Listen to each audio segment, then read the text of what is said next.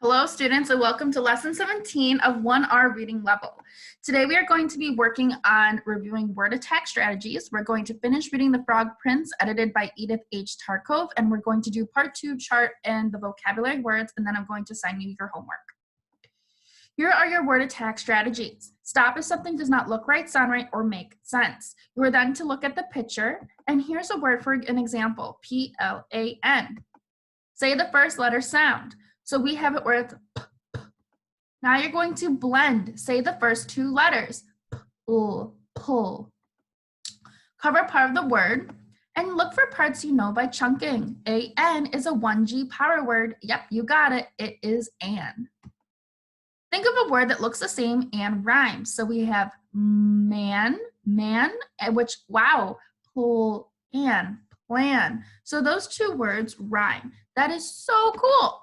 What we're going to do now is also realizing that you can try a different sound for the vowel. The vowel is A. In this case, pull and plan, we have a short vowel sound for the letter A. Okay, goal for today, we will read the rest of the story, The Frog Prince, edited by Edith H. Tarkov. Think about what do you think will happen in the story next, and also review to yourself based on the cover. Do you think this book is fiction or nonfiction, and why? You got it. It is fiction because the frog is wearing a crown, and frogs usually do not wear crowns, right? Okay, so here we have it where this is going to be your chart. You're going to complete this in your student binder. You have to answer, how did the story end? Did anything surprise you about the ending or the characters? What lesson do you think this story teaches and why? All right, put on your listening ears and let's get started on our Splish, splash. It was the sound of little wet feet coming up the stairs to the castle. Then, flip, flap, flip, flap. There was a slippery little knock at the door. Someone called, "Princess, princess, open up! Princess, princess, let us up!" The princess ran to the door and opened it. When she saw the frog, she shut the door quickly. The princess came running back to the table. The king looked at her. "What are you afraid of, daughter?" he asked. "Is there a giant at the door who wants to carry you off?" "Oh no, father," said the princess. "It is not a giant, it's a nasty little frog." The princess told her father how the frog had found her ball, and she told him about her promise. "I promised I would let him be my friend and playmate," she said, "but I never thought he could come out of the well." Flip, flap, flip, flap. There was that slippery little knock again, and someone called, "Princess, princess, open up! Princess, princess, let us up! Remember who brought you the ball that fell. Remember your promise by the well." "You must keep your promise, daughter," said the king. "Open the door and let the frog in." And so the princess had to open the door. The frog hopped in and followed her to the table. He stopped by her chair. "Pick me up and put me next to your plate," said the frog. "Go ahead," the king said. "Do as the frog says. You must keep your promise." The princess had to put the frog on the table. Everyone could see that she really did not want to do it. The frog ate with the princess from her golden plate, and he drank with her from her golden cup. The frog liked his supper very much, but the princess could not eat a thing. At last the frog said, "Now I am ready to go to sleep. Carry me to your bedroom and put me on your fine silk pillow." The princess began to cry. "Stop crying," said the king. "Do as the frog says. You made a promise and you must keep it." And so the princess had to carry the frog to her bedroom. She took hold of him with 2 fingers, and she put him in a corner. But the frog said, "I am tired. I want to go to sleep on a fine bed just like you. Put me on your silk pillow, or I will tell your father." That made the princess very angry. She picked up the frog and she threw him against the wall. But when he fell to the floor, the frog was no longer a frog. Now he was a tall prince with beautiful, kind eyes. And he was smiling at the princess. "A wicked witch turned me into a frog," he said, "but now the spell is broken." The very next day, the prince and the princess were married. A golden coach with 8 white horses drove up to the castle. The prince now took the princess to his own land, and they lived there happily forever after. The end.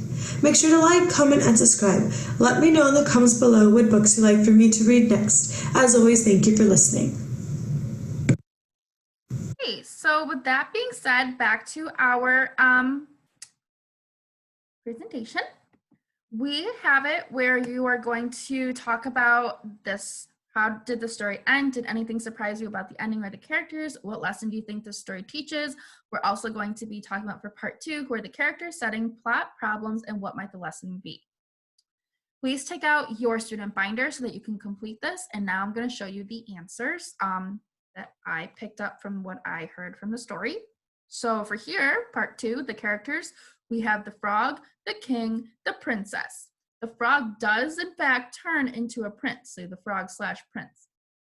All right, the setting. We are inside the castle, and we're outside when they get married.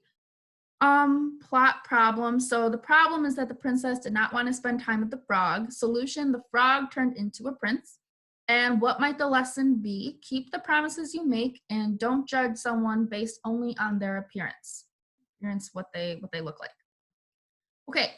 The Frog Prince Part 2 vocabulary. So we have silent consonants, 3-syllable words, 3-letter blends, tricky words, and vocabulary. So for here, we have it where there are 1, 2, 3, 4, 5 categories, okay? And we're going to go through them individually. All right, so silent consonants, we're going to identify the silent consonants in each word. So we have 3 silent consonants. We have knock, daughter, and brought. So the silent word in knock is the silent K. Daughter, silent letter, silent consonants here in the word daughter. Daughter is GH, and then brought, silent letter or silent consonants would also be GH for here. So knock, you say it, good job. Daughter, you say it, good job. And brought, you say it, good job. All right, so now we have 3-syllable words. We're going to clap the 3 syllables out from each of the words. So we have everyone, everyone, slippery, slippery, remember, remember, happily, happily, forever, forever, everyone, you say it, good job. Slippery, you say it, good job. Remember, you say it, good job. Happily, you say it. Good job. Forever, you say it. Good job. Now we have 3-letter blends. For here we have 3-letter consonant blends that are in the beginning of each word. We're going to identify the 3-letter consonant blend within each word. So we have strange and through. Strange, you say it. Good job. Now the 3-letter blends here for strange, it would be STR. Next we have through. Through, say it. Good job. And the 3-letter blend in this word is THR. Tricky words. Put each word into one sentence. So we have tricky words. For here we have the word giant and the word floor. So the giant butterfly what looked big compared to the small ant. Okay, floor. The floor is smooth in the castle. Next, we have it where we have vocabulary. These are our 3 new words that we learned. So we have supper, where there is the double P, so the double consonant. So for here we have supper. That's another word for the meal you would eat at the end of the day. So dinner. And Wicked, the Wicked Witch, she was not very kind. And Coach, look at my picture on the left corner. That's a drawing of what a coach would be. It is the wagon, the type of transportation that would be used, and it's pulled by horses.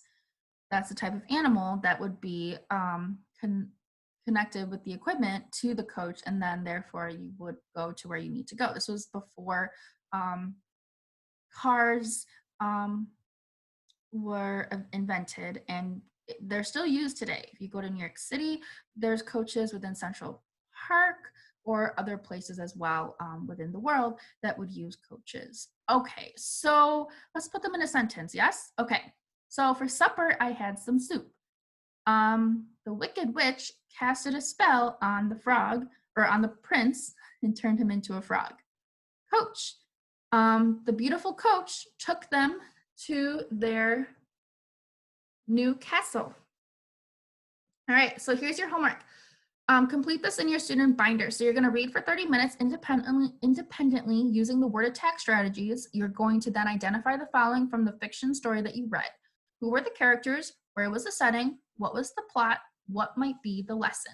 You guys did such a great job. See you next time. Bye.